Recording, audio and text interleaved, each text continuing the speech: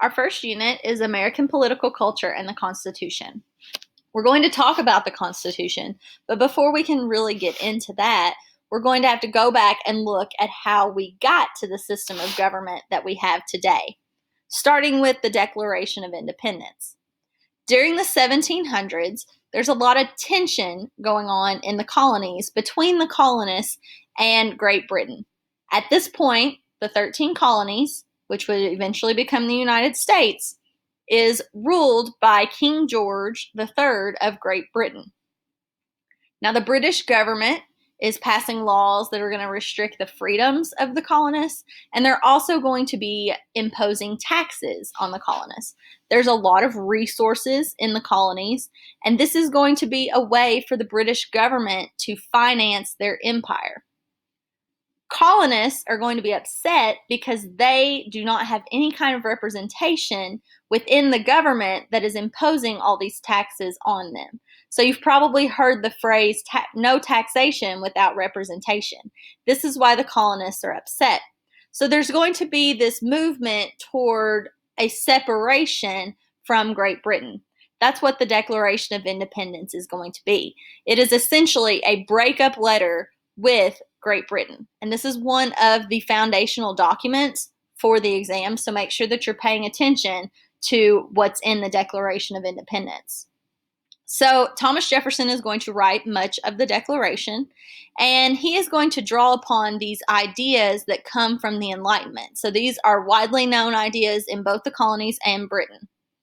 He's going to draw upon the idea of democracy that comes from ancient Greece and Rome, and that's going to be a system of government where the power is held by the people. So this is the exact opposite of the system of government that's in place in Great Britain right now. So Great Britain is under a monarchy, so the king rules. So Thomas Jefferson is calling for a completely different system of government. Jefferson's going to borrow ideas of John Locke, one of those Enlightenment philosophers, who argues against the divine right of kings, this idea that a king is preordained by God to rule over the people. So he is arguing against that idea and said that people are born with natural rights, so people are born free and equal, and they have the rights that the government cannot take away. And these rights are life, liberty, and property. Locke is also going to argue that government is based on a social contract in which people allow their governments to rule to ensure an orderly and functioning society. So a government only has power when those that the government is ruling over consent. So consent of the governed. Locke is going to reason that no one can be subjected to the political power of another without his own consent. He's also going to say that people are obligated to rebel against a government if that government is not respecting the consent of the governed. So people must consent to be governed. That's where the government gets its power. And if the government's not doing what it's supposed to do, then the people have the right to rebel against that government. Jefferson's going to draw on the works of Montesquieu, which is another one of those Enlightenment thinkers. And Montesquieu is going to argue that the power in government should be divided so that no one branch can be too powerful. So in a monarchy, one person has all of the power. Montesquieu is saying that the power within the government should be divided up so one person doesn't have too much. So today, the ideas of life, liberty, equality, and rights shape the shared set of beliefs, customs, and traditions and values that define Americans' relationship with government. This is called American political culture. So all of these beliefs that we have in terms of life and liberty and equality, this is going to shape Americans' opinion, our opinion on what the role of government should be. The Declaration of Independence contains 5 main parts. So the preamble, or the beginning, is where Jefferson sets the stage for the argument that the British government is no longer legitimate. Okay, so going back to this idea of social contract, the British government is no longer fulfilling its role. Then Jefferson describes citizens' rights as life, liberty, and the pursuit of happiness. So natural rights and social contract are evident in the Declaration of Independence when it says that all men are created equal, that they are endowed by their Creator with certain unalienable rights, that among these are life, liberty, and the pursuit of happiness, that to secure these rights, governments are instituted among men, deriving their just powers from the consent of the governed. Then it goes on to the longest part of the Declaration, which is a list of grievances against the king, including the lack of colonist representation in government, justice obstructed, standing crimes against the colonists, and unfair taxes. So this long list of grievances where it's providing all of these repeated injuries to justify this separation. So this list is essentially justifying why the colonists want to separate from Great Britain. And it ends with that statement where they do. So that official statement separating from Britain. On July 4, 1776, Congress approved the Declaration, and the Declaration became the first formal document of American democracy. So some other ideas that are seen within the Declaration of Independence and that are a big part of American political culture. So our political culture is based on the principle of popular sovereignty, which is the idea that government rule comes from the people.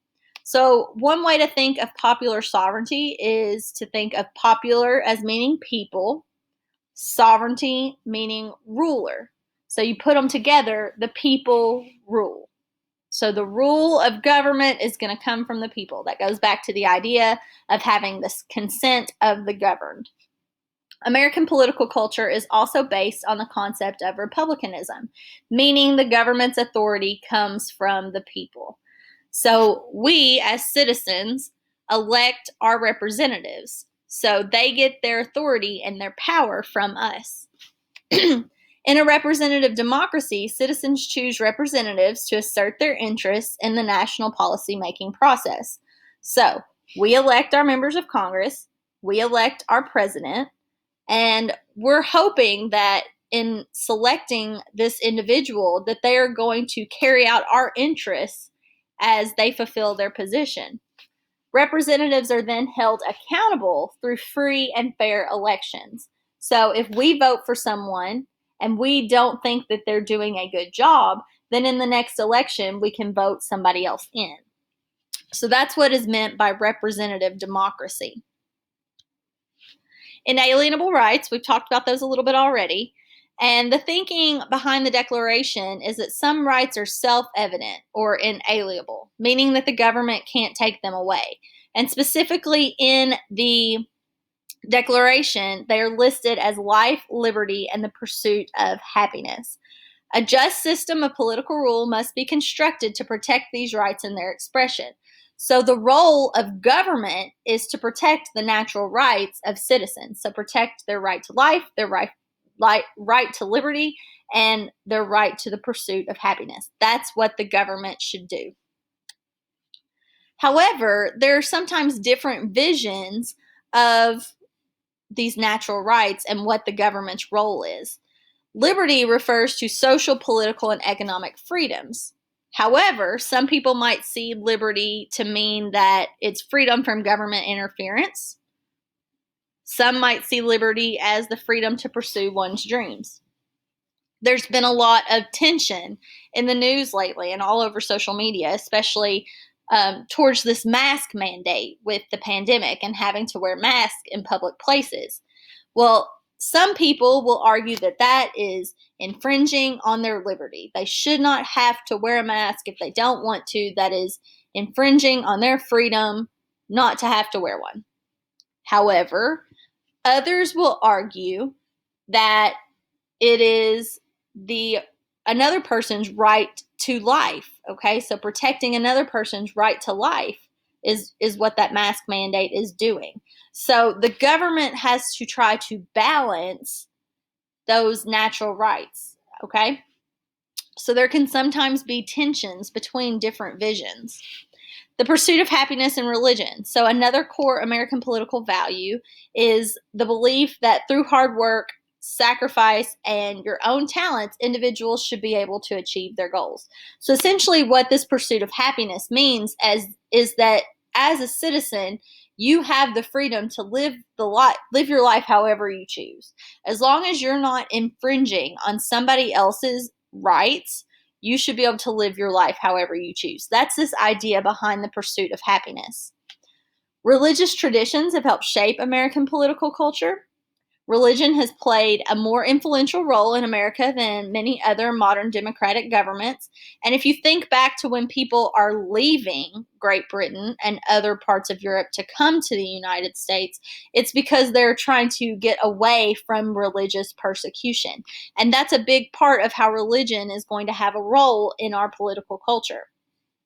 Religious diversity is expanding, but America is still partly defined by religious faith and expression. And you can see that in the tensions over religion in government today. So we're still partly defined by religion. And that is the end of this lesson.